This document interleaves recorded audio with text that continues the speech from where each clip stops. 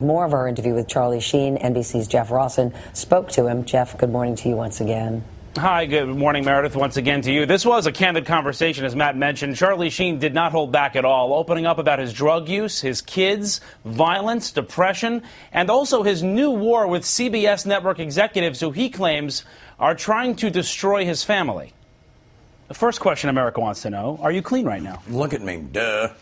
Drug tests don't lie. When was the last time you did drugs? Don't remember, don't care. Drug tests don't lie. Scoreboard doesn't lie. You say you've cured yourself of addiction. You don't need Alcoholics Anonymous. How have you done that? I closed my eyes and made it so with the power of my mind. I had to unload 22 years of fiction and just decided that I don't believe that anymore, and I know my own truth, and that's what I stand on right now. What kind of fiction? The fiction of AA. It's a silly book written by a broken down fool who was a plagiarist.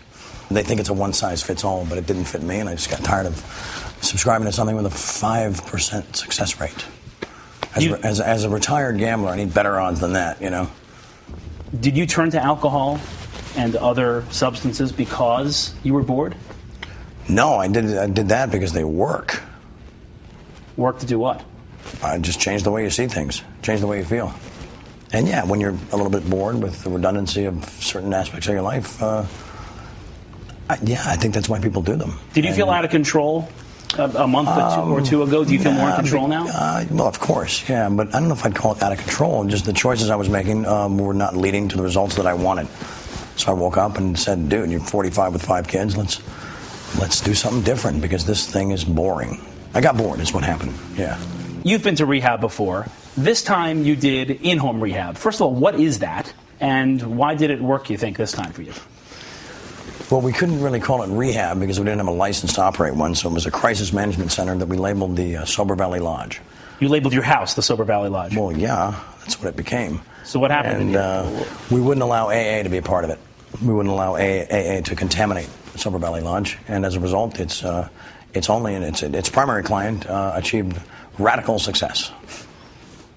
But even if Charlie Sheen is clean, damage has been done. Damage at the Plaza Hotel in New York City when in October he allegedly went on a drunken rampage against a porn star inside his room. His kids were right down the hall. And the conviction for assault in Colorado in 2009. Police say he held a knife to the throat of his now estranged wife, Brooke Mueller. The judge ordered Sheen to rehab. People have said you're a violent person toward women. What do you say to that? They don't know me.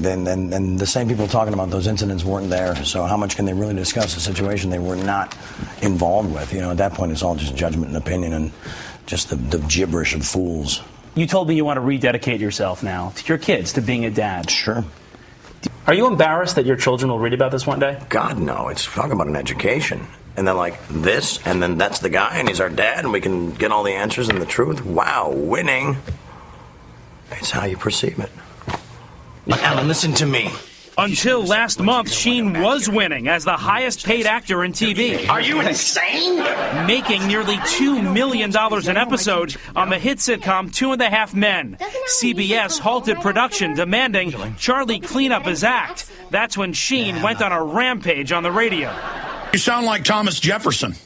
Well, I'm not Thomas Jefferson.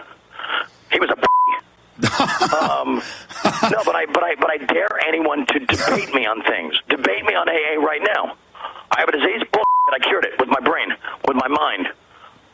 I'm cured. I'm done. You've called into a lot of radio shows in the past couple of weeks, and we've all heard the tapes by now. Yes, pretty passionate stuff. Some would say angry. Some would say spiraling. Passionate. I think my passion is misinterpreted as anger sometimes, and I don't think people are ready for the message that I'm delivering, and delivering with a sense of violent love. But it soon turned to hatred aimed directly at the show's co-creator, Chuck Lorre. It's nothing this side of deplorable that a certain Chaim Levine, yeah, that's Chuck's real name, mistook this rock star for his own selfish exit strategy, bro. Last I checked, Chaim, I've spent, I think, close to the last decade, I don't know, effortlessly and magically converting your tin cans into pure gold. Well, you've been warned, dude. Bring it. No, you've been called an anti-Semite. I know, it's ridiculous. Yeah, there's Mark Berg, my manager, Jeff Rawson, my interviewer. I mean, No, I've never had that in my past. You can look as deep and as far as you want, and it's just not there because I'm not that guy. No, that's silliness. CBS didn't see the humor and canceled the entire rest of the season. You've told me you're at war with them now. Well, we're definitely at war, yeah. What's the war? Well, the war is that they're trying to destroy my family. And so I take great umbrage with that. And defeat is not an option. They picked a fight with a warlock. How are they trying to destroy your family? They're trying to take all my money and leave me with no means to support my family. It's not rocket science, you know. How do you plan on winning that war? With zeal and focus and violent hatred. You either love or you hate. You live in the middle, you get nothing. Didn't CBS have a right to shut your show down? They're reading about you partying at all hours of the night, taking drugs, abusing alcohol. It's their show. Epic behavior. No, because after reading about that, then they observed a guy hitting every mark, nailing every line, every joke. What's your strategy? With a full house, screaming. Ever miss a day of work? Not a day that cost anybody any money. I missed practice. We're talking about practice. To quote the great Allen Iverson, practice.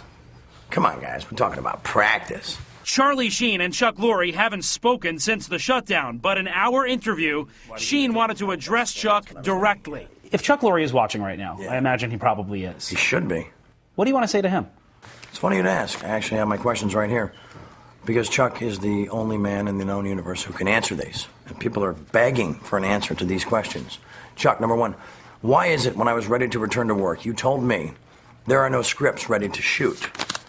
This obviously begs the second part of the question. What would we have shot had you not ordered the suits into my home to shut down my party?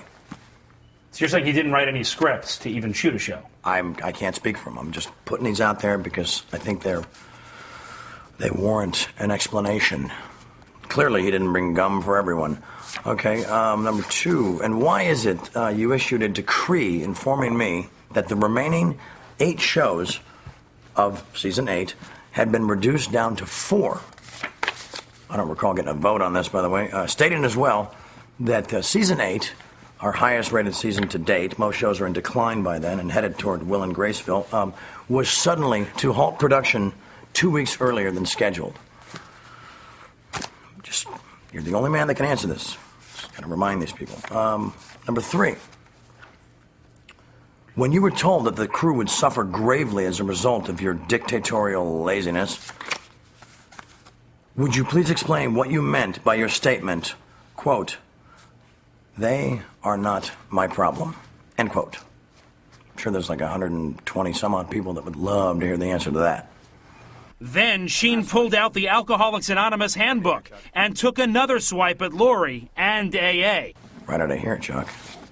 So if this is, in fact, your handbook for living, I direct your attention to page 417. You know what's coming. And acceptance is the answer to all my problems today.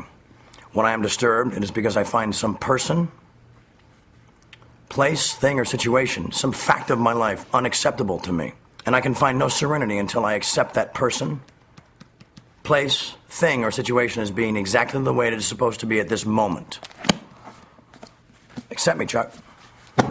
Charlie Sheen seems confident he'll stay sober without the written guidelines of AA, but it's never come easy, not for him. A lot of your fans have been worried about you, worried about your They can health. worry all they want, but are you going to OD? Are you going to die? That's for amateurs. Come on, no, I'm fine. I've always had a plan, and I've always executed it perfectly. Sometimes I overshoot the mark, whatever. How do you avoid slipping back into that again? I don't know. I just won't do it. I mean, I will not believe that if I do something, then I have to follow a certain path because it was written, and it was written for normal people, people that aren't special, people that don't have tiger blood and, Adonis DNA. Strong people have relapsed. Strong people have started using again. How do you avoid that? Fools, trolls, weak, defeated. They allowed defeat to be an option. I will not. I'm not saying I'll never have a glass of champagne again or a glass of wine because those are, things that you celebrate with. I have no interest in cocaine. What's next for you? How do you convince a producer of a movie, of a TV show in this town to take you back on their set after basically being let go from the sitcom on CBS. Well, I mean, first of all, come Wednesday morning, they're going to rename it Charlie Brothers and not Warner Brothers. Duh. Winning. And it's not convincing anybody. It's like, guys, IMDb right there, 62 movies, and a ton of success. I mean, come on, bro. I won Best Picture at 20. Wasn't even trying. Wasn't even warm. I've got Roman Coppola with a brilliant script. I've got David Ward with Major League 3. I've got Nick Cassavetes with God is a Bullet. I mean, it's like the list goes on. You have offers. Well, yeah, and they're like so excited that I might be available because I haven't been for 8 years. Do you want to keep doing TV, or do you want to switch over to movies almost exclusively? I will do both. I'll do both. Like I said, I'm a man of my word. So I will finish the TV show. I'll even do season 10, but it's at this point because of psychological distress. Oh my God, it's $3 million an episode. Take it or leave it. It's like everybody thinks I should be like begging for my job back, and I'm just going to forewarn them that it's everybody else that's going to be begging me for their job back. That's how I roll. Period. The end. Defeat is not an option. Do you owe CBS an apology? No. They owe me a big one, publicly, while licking my feet. And if people think I'm insane or they don't think that what I'm saying is true, then I have no interest in their retarded opinions. I really don't. You know, I'm going to live my life the way I want. I'm going to win inside of every moment, and they can just find the most comfortable chair in their small house and sit back and enjoy the show. We reached out to CBS and Chuck Lorre for comment, did not hear back from either of them. But last week, CBS and Warner Brothers said they were halting production based on Sheen's, in their words, statements, conduct, and condition.